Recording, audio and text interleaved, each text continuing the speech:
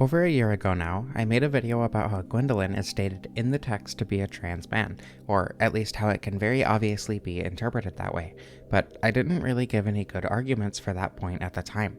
The discussion has come up several times over the last year, a few people agreeing with me, but the majority outright disagreeing with me, and I wanted to make a proper lore speculation video to back up my old video essay. Now, before I actually say anything in support of either side, I am fully aware of the fact that this is a work of fiction that was specifically written to have multiple interpretations, and I'm not going to say that you're wrong if you think of Gwendolyn as a cis man or even a trans woman if you like that interpretation more.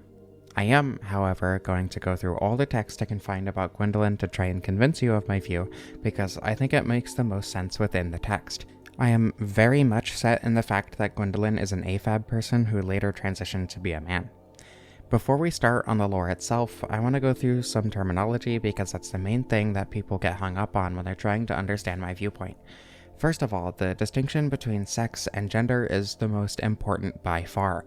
Sex is a thing determined exclusively by your biological markers, your chromosomes, gonads, gametes, whatever.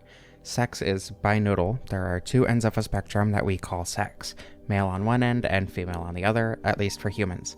There's a lot of variation with this, as any trans person is probably well aware of. You could have chromosomes that don't match your gametes, no gametes at all, gonads that don't match with other gonads. You can have characteristics of both sexes or characteristics of neither. The vast majority of the time, sex is defined by what is most useful, usually in medical contexts, and that usually comes down to gonads for various reasons. I'd hazard a guess that a good chunk of intersex people who don't fit cleanly into either side of the spectrum, don't even know that they're intersex. Anyway, we can't really know what's going on with Gwendolyn, unfortunately, but based on the item descriptions from the Moonlight set, saying the power of the moon was strong in Gwendolyn, and thus he was raised as a daughter, implies that distinction is needed. The other few terms are all kind of tied together, so this might get a little bit messy if you don't already know these terms, but bear with me. Gender is a social concept that only exists because of its utility. Well, utility is a strong word, and I don't think it's worth it here to go into the heavily misogynistic roots of the modern Western concept of gender, nor do I know enough about other cultures to go into its conception otherwise, but know that there's nothing strictly biological about gender. There is a biological system that determines your gender, but only in conjunction with your environment. That is to say, you don't choose your gender, it depends on your neurology and what gender even is in the environment you develop in. There's also a lot of gray area with gender, just like sex, but in different ways. I hesitate to say gender is binodal, though the normal Western conception of it is man on one side, woman on the other. There are people who fall close to either end, people who fall somewhere in the middle, but also people like me who don't really fall on that spectrum at all. I consider myself fully a woman, but I don't necessarily conform to the quote-unquote ideal of what a woman is, and I don't identify exclusively with that label. There are also people who don't really fall anywhere near that traditional spectrum either. Basically, just listen to people when they tell you what their gender is. That's the best you can do when it comes to understanding everyone's gender and identity. It's also worth mentioning that gender doesn't have to match with the typical use of pronouns nor the typical presentation tied to that gender. Femboys can still be boys, even if they use she/her pronouns. Gwendolyn's current and preferred gender is a subject of debate for some reason, though I'm not really sure why. He's exclusively referred to as he in every instance where a pronoun is used for him, both in English and Japanese. Now, there is a lot of wiggle room here, and is why I can understand having a different view of Gwendolyn and his gender for various reasons. First of all, it's not necessarily true that the items and characters who refer to him as he are reliable narrators. The description from the Moonlight set likely comes from Domhnall, who might not know everything about Gwendolyn. Who knows where the information tied to the Dark Moon seance ring comes from? That said, there is at least one instance where he is referred to with a masculine honorific by someone who has spoken to him directly. The Dark Moon Knightess, the Orlando Firekeeper, calls him Master Gwendolin. Not mistress, but specifically master. Now, in the original Japanese, the word used is actually gender neutral, as far as I can tell, but literally every single language that has a distinction that I was able to translate myself uses the masculine version of the word. The wiggle room is arguably still there though, since the Japanese translation is the original and is gender neutral, but that's a lot of layers of translation to just ignore.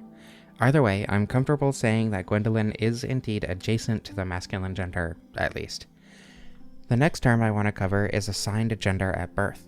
The terminology is really messy because for some reason the assigned genders are male and female instead of man and woman, despite being gender and not sex, and is part of why this kind of discussion, in any context, not just with Gwendolyn, becomes very confusing very quickly. It's even more so because fantasy doesn't hold to the same societal standards as real life. Assigned gender may not necessarily match with whatever gender you would be assigned in real life, and it may not even necessarily be assigned at birth.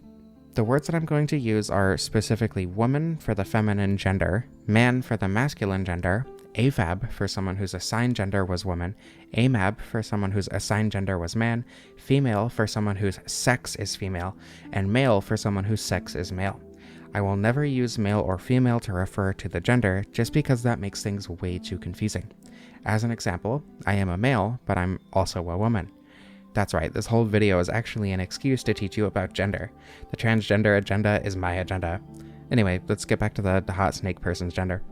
Now, we've already discussed the fact that Gwendolin was born a male. That's obvious enough, especially considering things I'll talk about later.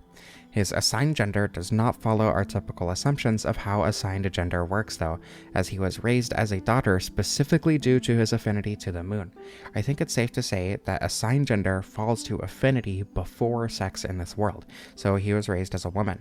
He was AFAB. He then later transitioned to using he/him pronouns, separated himself from the image of the moon, calling himself the Dark Sun despite his covenant and miracles all being called Dark Moon. He placed himself adjacent to his father, specifically the Lord of the Sun. His most trusted blade refers to him with masculine honorific. He clearly does everything he can to separate himself from the things that made him considered a woman, and makes himself closer to everything masculine in his society. Even his helmet, the crown of the Dark Sun, says, "The image of the sun manifests Gwendolin deep adoration of the sun." Now, I'm fully open to the idea that this world could just have a completely different system of gender than we do. This could all mean nothing. He could be a he/him woman femboy daughter who prefers master to mistress. That is, I would absolutely go with that interpretation if it weren't for Dark Souls 3. Dark Souls 1 only has a few references to his gender, the Dark Moon Seance Ring, the Moonlight Set, and a single line of dialogue from the Dark Moon Knightess. Hell, a single word from her.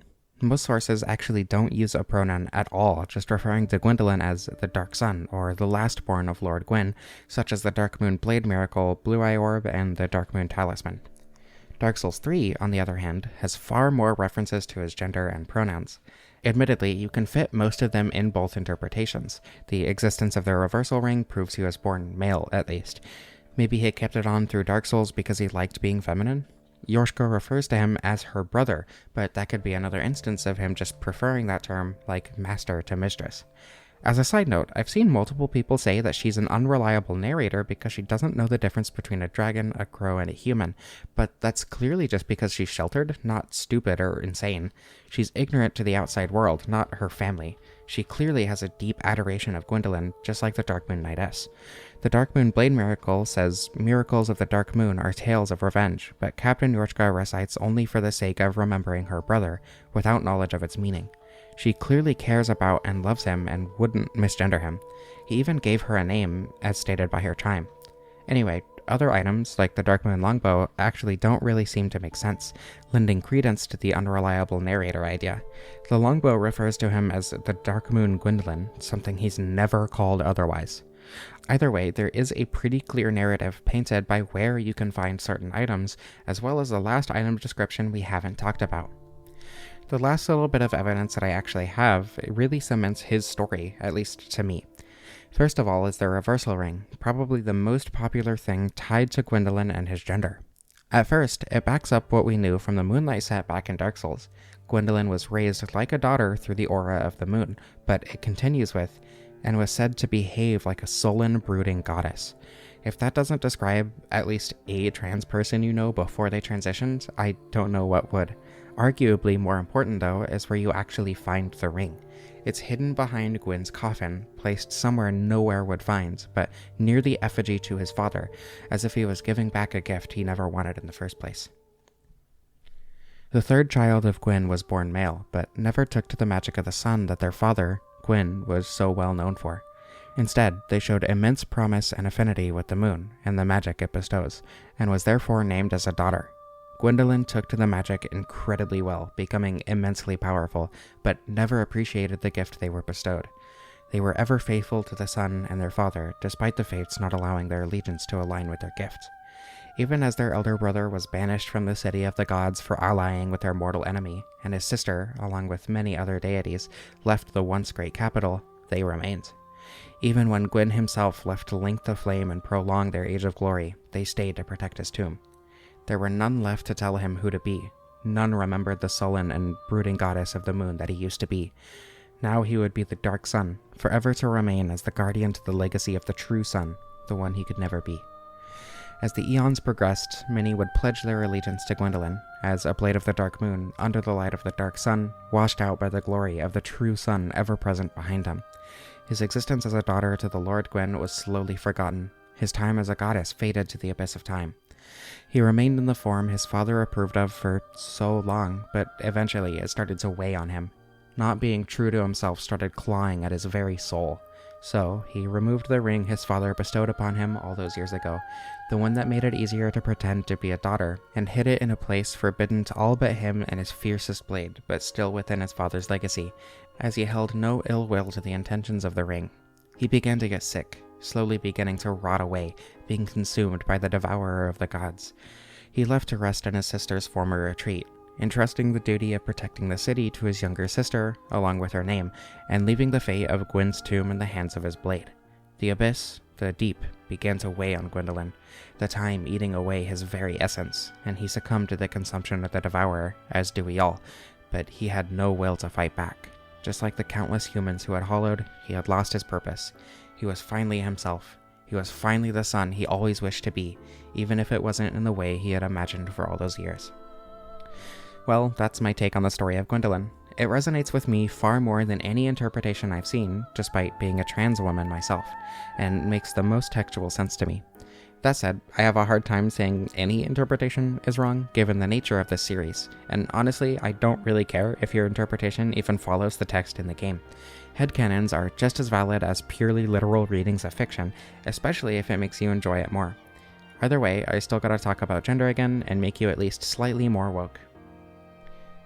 It's been a long time since I made a different lore video, and this was really fun. I might have to do more of these, if not for Dark Souls specifically. Anyway, thank you all for watching. I hope you enjoyed. I love you all. I would especially like to thank Wafu, Executioner Smo, Orium, Winter, Matthias Morera, Franco, Astral Lily, Nevin, the Swedish manga artist, Melina Gothgirl, Aora, Winter, Lilith the Hammer Witch, Lamb Astasol, Validit, Nick Possum, Krista, Howling Nocturne, Riasune21, Rakuna, Anthony, Manarok, and Ryan Rickard. Thank you all so much for supporting the channel. I don't know how to end this.